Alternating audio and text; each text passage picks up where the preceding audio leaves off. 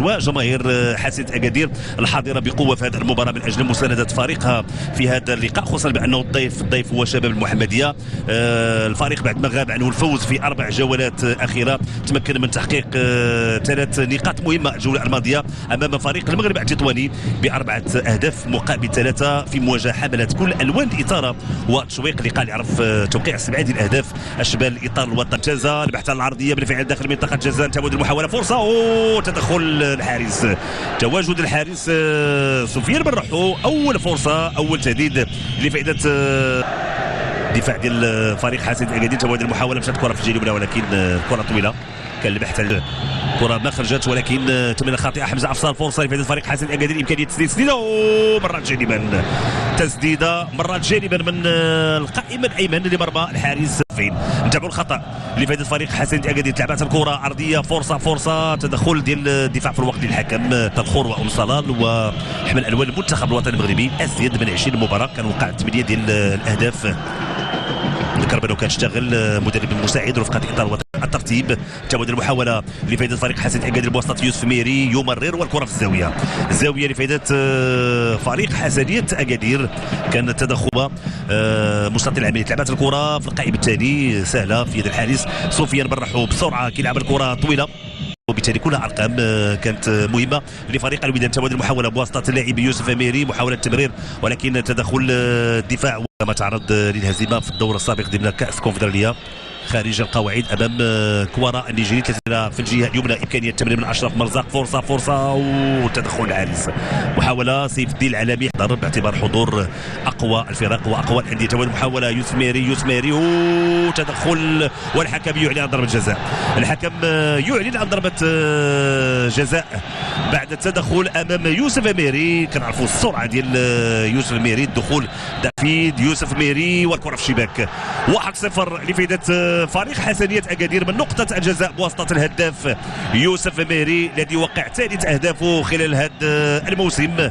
وحسنية اكادير يتمكن في حدود الدقيقة 19 من افتتاح النتيجة 1-0 لفريق حسنة اكادير امام شباب المحمديه. الفرحه الكبيره ديال اللاعبين اللي حاول من الجهه اليسرى تمريره عرضيه، فرصه الحكم كيطالب بمواصله اللقاء.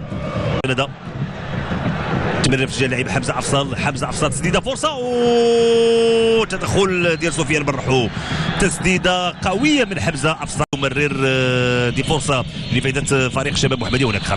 هناك خطا لفائده فريق على الدفاع وتبعد المحاولات، تسديده ضربات الكره في الحائط وابعاد الخطوره. تعود من جديد في فرصه لفريق حسنية اكادير، يوسف ميري كيضطر انه يرجع الكره، تسديده ولكن بعيده. عوده ديال اللاعبين ديال فريق حسنية اكادير بسرعه. اسامه الزمراوي، هذه فرصه لفائده فريق حسنية اكادير وتدخل الحارس لانه كانت الفريق الرجاء. تابعوا الفرصه والهدف، هدف تعادل بواسطه اللاعب اسامه المليوي في المكان المناسب، يتمكن من تسجيل وتوقيع الهدف. هدف تعادل لفائده فريق شباب محمديه، تمريره عرضيه من الجهه اليسرى، اسامه المليوي في المكان المناسب يضع الكره في الشباك. وهدف في مراتب افضل، مراتب مريحه ان لم اقل مراتب مؤديه لاستحقاقات القاريه. في الجهه اليمنى فرصه ومحاوله في فريق حسنية اكادير وتدخل امام يوسف ميري وابعاد الكره. الحكم كان قريب العمليه كيطلب مواصله اللقاء. هناك خطا بالفعل، هناك في الجهه اليسرى ايوب بوشتا كيلعب الكره بالكعب، امكانيه تدخل منطقه الجزاء وابعاد الكره وابعاد الخطوره. محمود بن حليم بسرعه مشات الكره في الجهه اليسرى، ايوب بوشتا تمرير والكره في الزاويه. الكره في الزاويه لفائده فريق شباب المحمديه.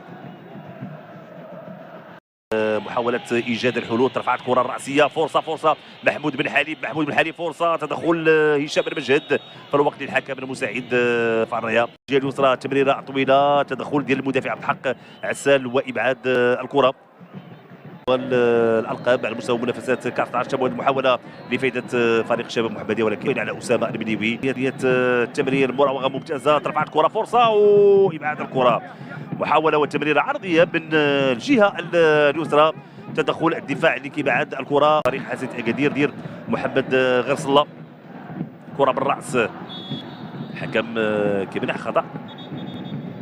مغربية خالصة بين الوداد والنهضة البركانية واللي عادت لفريق النهضة. فرصه لفائده فريق حاسد اكادير، ترفع الكره فرصه وما وصلتش الكره. اكادير بواسطه اللاعب محمد غير صلاه، تدخل الدفاع. الحكم غادي يعلن خطا، بالفعل خطا لفائده فريق شباب المحمديه. المنافسات اللقاء الاول غادي يكون الثالث والعشرين من الشهر الجاري بملعب البيت. يعني المتابعه والتشويق والاثاره في الوقت اللي هناك اصطدام قوي. سلامات للاعبين.